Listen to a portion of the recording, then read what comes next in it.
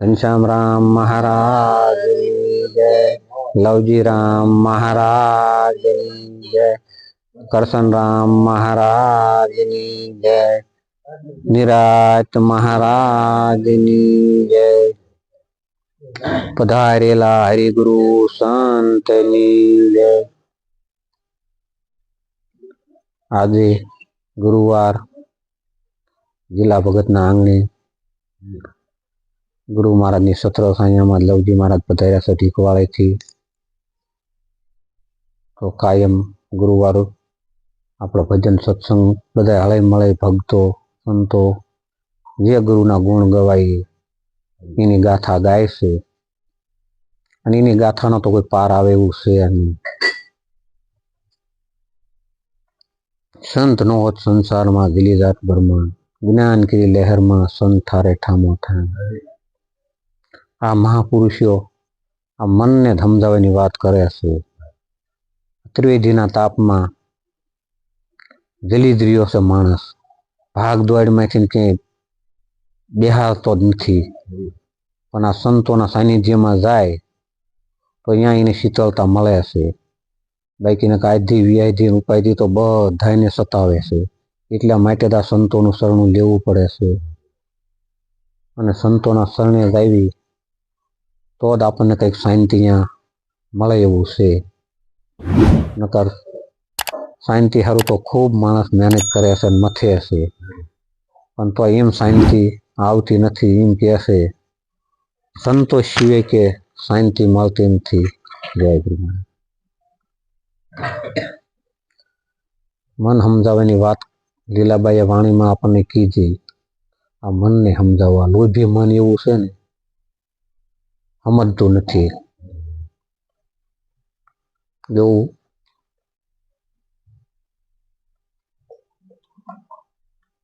એક ફરું વેદવ્યાસ ભગવાન અને એમના પુત્ર સુખદેવને સંવાદ થયો। સુખદેવને મન ધોળાધોળીમાં હતું, ધોળાધોળી કરતું હતું। એટલે એમના પિતાજી હતા કે મારે આમાં સંસારમાં રહેવું નથી, મારે આ માયામાં પડવું નથી, મારે સંન્યાસ લઈ લેવો છે। સુખદેવ આવું કહે છે, પણ વેદવ્યાસ તો તન કી જાણતા મન કી જાણતા, એને તો બધી ખબર હતી કે આ ભાગીને તો આમાં ક્યાંય જવાય એવું છે નહીં। આ કાયા સહિત માયા સહિત છોડીને જાય છે ક્યાં? એટલે કે ભલે તું બેટા સંસાર ન કર, પણ તું ગુરુ કરી લે। ગમે ના મહાપુરુષો બ્રહ્મસોત્રી બ્રહ્મનિષ્ઠ એવા ગુરુ તું ગોત, અને એવા ગુરુ ગોત કે જનક વિદેહી જેવા કે તું ગુરુ કર કે એક આટલું મારું માન ને કે અહીંયા ગુરુના ત્યાં જનક વિદેહીને જઈને ગુરુ ધારણ કરતું। એટલે પછી એમને મંજૂર થયા અને હા મંજૂર થયા કે ભલે પિતાજી હું ગુરુ કરીશ, એટલે જનક વિદેહીને જ કરીશ। પછી સુખદેવસિંહ હાલતા થયા ત્યાંથી, તો જનક વેદી ત્રેકાળ જ્ઞાની હતા કે સુખદેવ અહીં આવે છે। પછી એમને થોડીક પ્રેક્ટિકલ માયા કરી, એટલે દ્વારપાલને કીધું કે સુખદેવ આવે છે, આપણા એ આવીને પૂછે તો તમે એમને આવવા દીજો, રોકશો નહીં। અને એમના ધર્મપત્ની અને એમને બોલાવીને થોડીક એમને લીલા કરી, બે એક આસને પોઢ્યા, એટલે એક આમ હાથ નો માયામાં હતો અને એક અગ્નિમાં જલતો હતો। અને સુખદેવ આવ્યા, દ્વારપાલને પૂછ્યું કે મારા જનક રાજાને મળવું છે, કે જાઓ તો હામો દુવાર ઉગાડો રહ્યો અહીંયા તને જનક રાજા છે। પછી ગયા, આવી અને આ ઘરમાં પલંગમાં સૂતા હતા જનક રાજાની, પછી બાર હાંખે આવીને ઉભા રહ્યા। તો એમને મનમાં સંખ્યા થઈ, એમ કે ઓહો આ સંસારીને મારે કેમ ગુરુ કરવા, હવે આ એક તો માયામાં જ છે કે।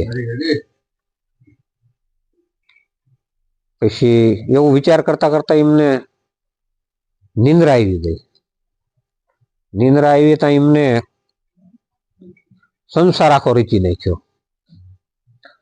સપનામાં એમને લગ્ન કર્યા, 2-3 પુત્રો થયા. પછી બગીચામાં ફરવા લઈને ગયા પુત્રોને. પછી આંબો જોયો, આંબા એ ફળ હતા, કેરી. પછી બાળક ઠેકડો માર્યા છે પણ કે નહીં અંબાય, એટલે કે પિતાજી ઓલી કેરી ખાવી લાવી દે કે. એટલે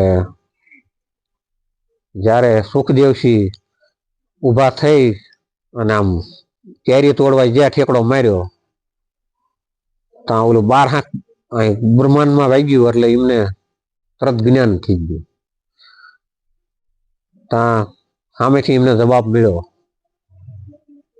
જનક વિધિ કીધું કે કાં સુખદેવસિંહ કે કેરી હાથ આવી કે તારે એમને જ્ઞાન થયું કે ઓહો, મારા મનની એમને આમને સંસારી હું સમજુ છું, એ તો મારા મનની હોય વાત એમને કહી દીધી.